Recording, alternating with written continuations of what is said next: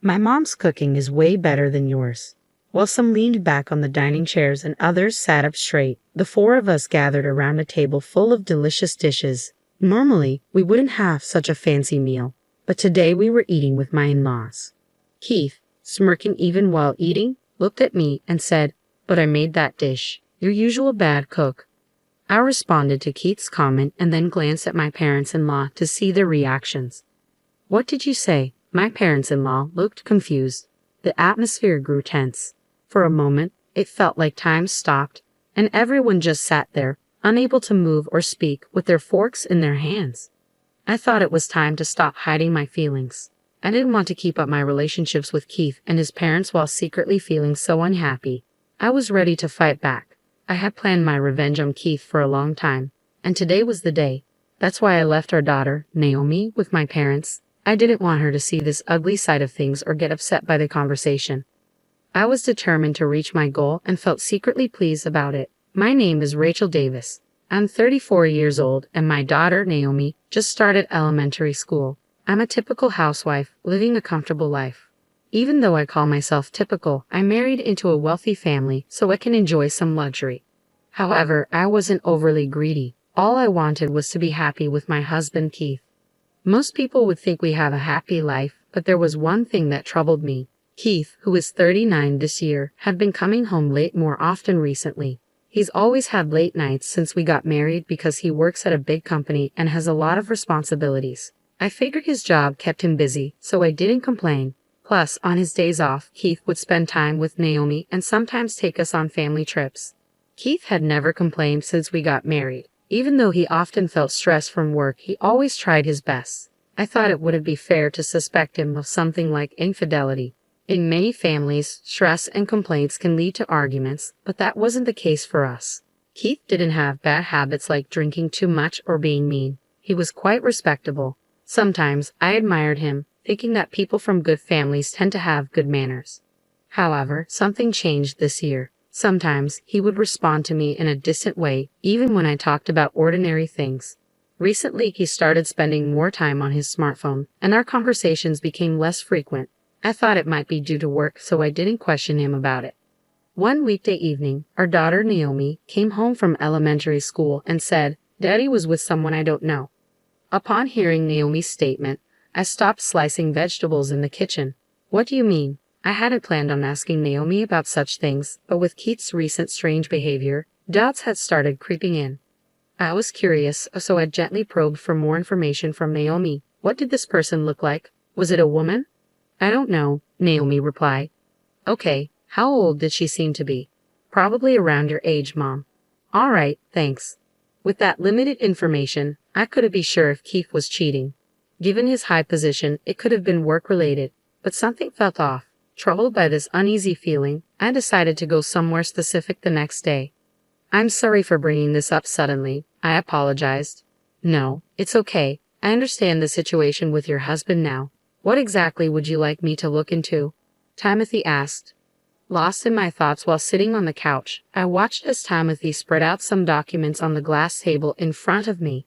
"We have a plan where we can take photos for evidence or have our staff interact closely with your husband to gather information, and then," Timothy explained the details carefully. "I think I'd like to go with this option," I said, pointing to the plan outlined in the documents, nodding in agreement. "I'm currently in the city, having visited a detective agency located in a back alley not far from downtown. Across from me sits Timothy Rogers, dressed in a black suit, the detective assigned to my case. Since yesterday, I've been plagued by a persistent suspicion that Keith might be cheating on me. Reluctantly, I turned to a professional detective. Doubting my husband, with whom I shared my life for several years, wasn't something I could easily discuss with anyone else. Yet the need to uncover the truth outweighed my reservations, and I recounted the events leading up to our meeting. "So, what kind of work does your husband usually do?" Timothy inquired. "He's in a managerial role in sales at a major corporation. Like a department head or something?" "Yes, something along those lines. But right now, I prefer not to disclose the company's name. Is that all right? I wanted to keep things low-key and avoid involving people who weren't directly connected to what was happening between Keith and me." "I understand. Depending on how things progress, we may need that information, but for now, Timothy paused to clarify. Just to confirm, does your husband typically work at the company's main office or at a sales branch? I believe it's the sales branch, I replied, trying to recall. Got it. If he's based at the company, knowing the name would help. I can tell you, but only if you promise not to share it with anyone. Timothy looked a bit nervous as he handed me a pen, and I quickly wrote down the name on the notepad he had placed on the table. This company is pretty big, or rather well known. Yes, exactly. That's why I didn't want to mention it. Can you please keep it confidential? Absolutely. We don't want to cause any trouble for the company. This is strictly about your personal situation. Timothy nodded solemnly, took a deep breath, and continued our discussion. 2 weeks passed since then. I returned to the detective agency and met with Timothy again. I'm sorry to have to tell you this, but your husband is indeed cheating. Oh, I see.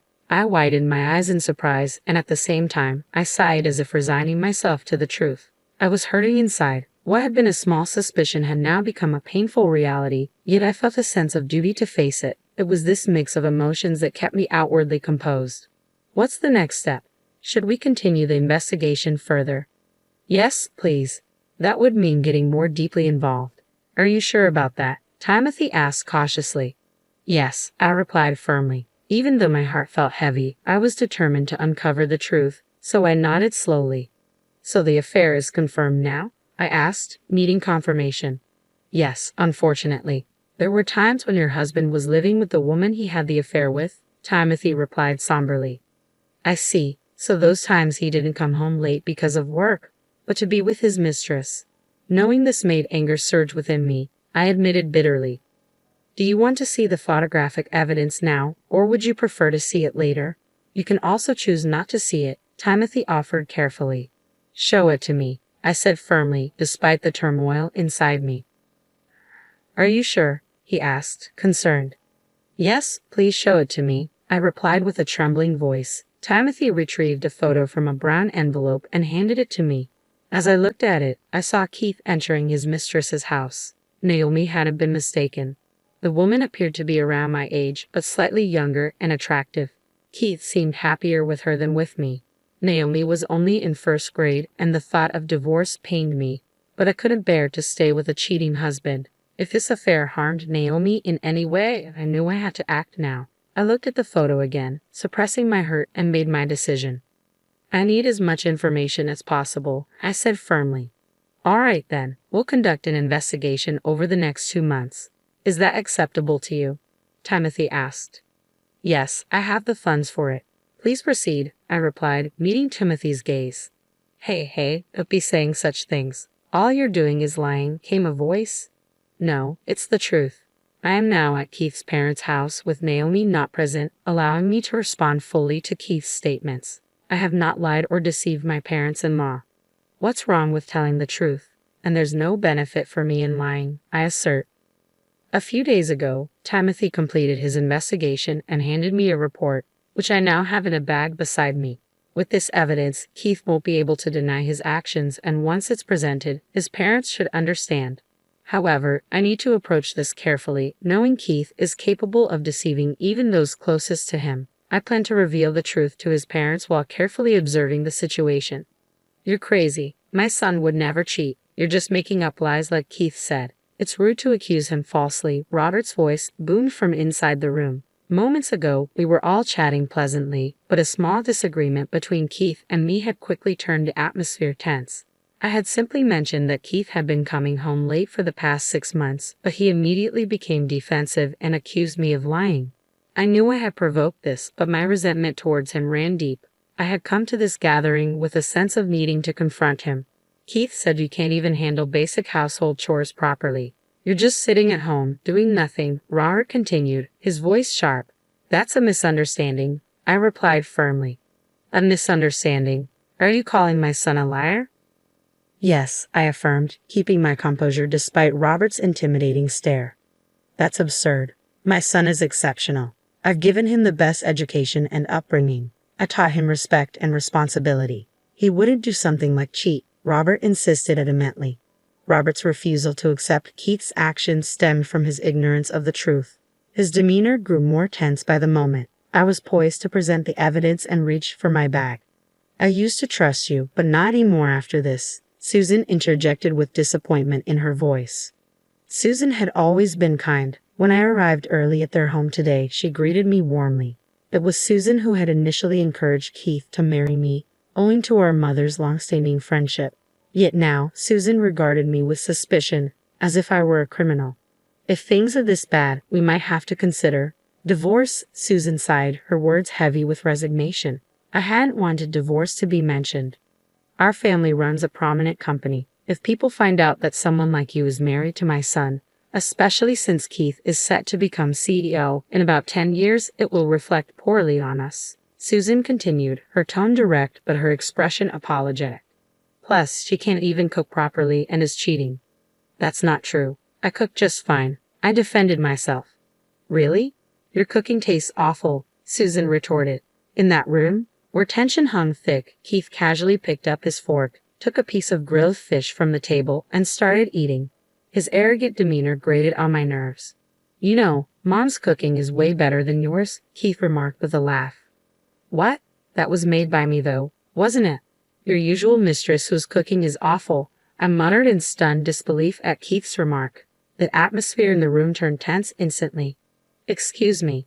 Both sets of parents-in-law looked shocked, mouths hanging open. Keith's eyes widened as he dropped the grilled fish he had picked up with his fork onto the table. What are you saying? Susan's voice quivered with surprise. Just what I said, I replied calmly to Susan's question. As I've been saying, the one lying here is my husband. Stop making up stories. Keith slammed his fork down, his voice rising. It's not true.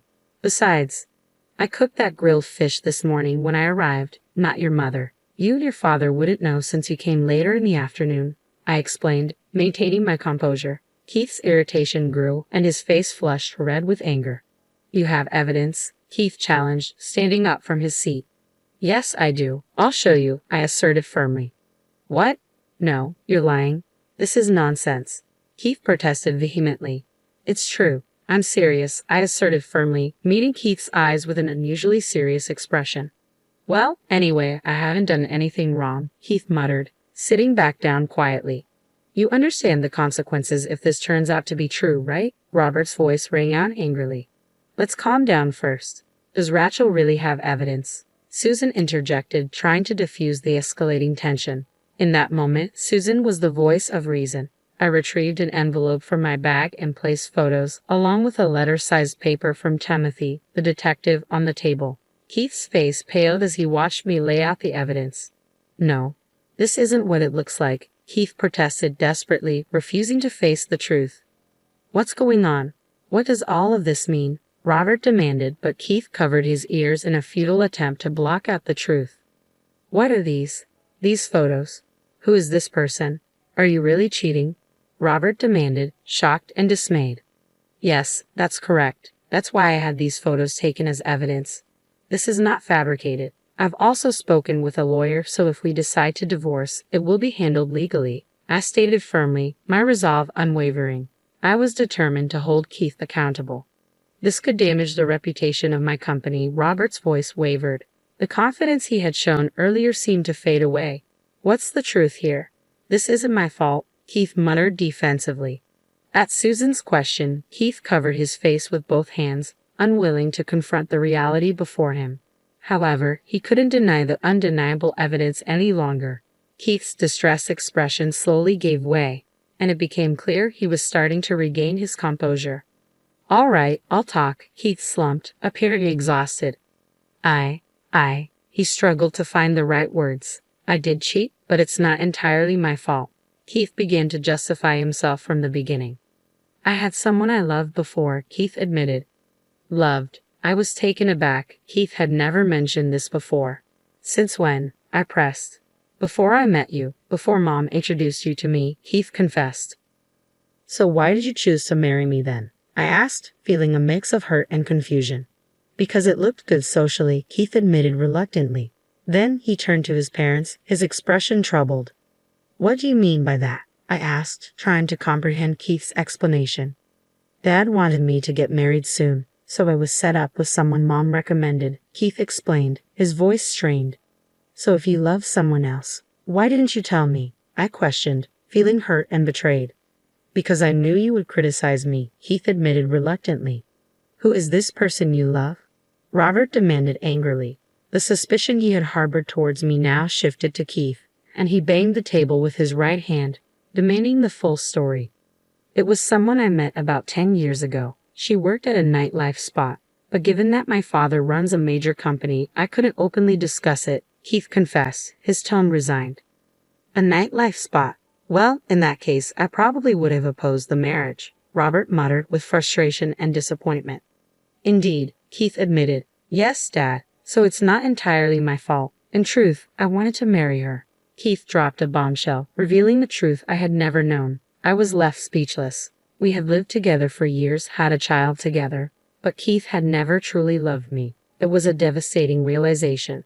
She said it would be okay if we got married this year, so I saw it as my chance, Keith continued, explaining himself. Chance? Chance for what? What are you talking about? Susan, who had been listening intently, interjected with confusion. It was my last opportunity to marry her, and I thought if I spoke poorly of Rachel, Dad and Mom would agree to our divorce, Keith confessed bitterly. I'm tired of all of it, the societal pressures and expectations. I just want a simple life. I'd rather spend my life with that woman than with our family. Keith spoke with a raw honesty I had never heard from him before. Despite my hurt, I felt a twinge of sympathy, realizing the stress he had been under all these years. But it also became clear that our relationship had only been a facade, lacking any genuine love. So, what are you going to do about our marriage? I asked, my voice trembling. I'm going to get a divorce, Keith replied, his decision final. Do you have any idea how much money I've spent on you? Robert's anger escalated, his frustration palpable. Hey, please stop, I interjected, trying to ease the tension. What, you're siding with him now? Robert snapped back, his anger directed towards me. It's not about taking sides. We've never heard his true feelings before.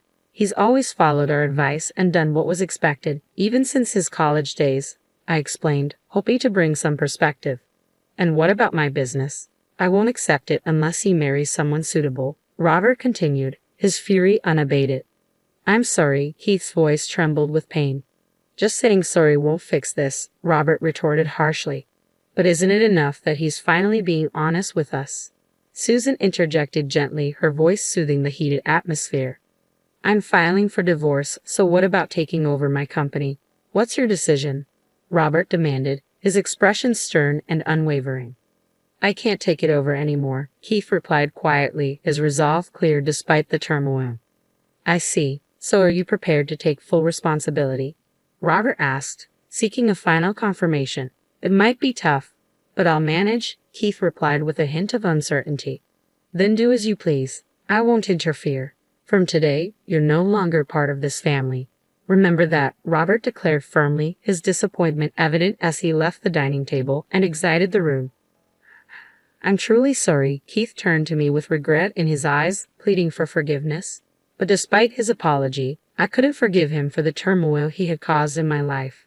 I was resolute about getting a divorce and securing child support to move forward. I contacted the attorney I had spoken with earlier that day, and the process of divorcing Keith began the following day. A few months have passed since then, and I feel like my life has improved, even though it's not as comfortable as before. Despite the challenges, I'm in a better place now. Mom, I'm off to school, Naomi called out. Take care, honey, I replied. Naomi is now in 2nd grade, and I'm navigating life as a single mom. I had to return to work, but it's a far cry from living with Keith, who never truly loved me. After seeing Naomi off to school, I head to work. Interestingly, the company I work for is managed by my father-in-law. We've reconciled, and they've been incredibly supportive, helping me in various ways at work. It turned out that much of what Keith had claimed was untrue, and his parents have apologized for his behavior. Thanks to their support, I was able to join this company. However, after our divorce was finalized, Keith moved in with the person he had an affair with and never returned. He's been consistent with child support payments, given his financial stability. Through hearsay, I've heard he's been wandering the streets late at night, looking worn and troubled. I'm unsure about his current relationship with the person he cheated with, but it no longer concerns me. My focus now is on providing for Naomi and building a stable future for us. Letting go of the past, I've taken the first steps toward a new life.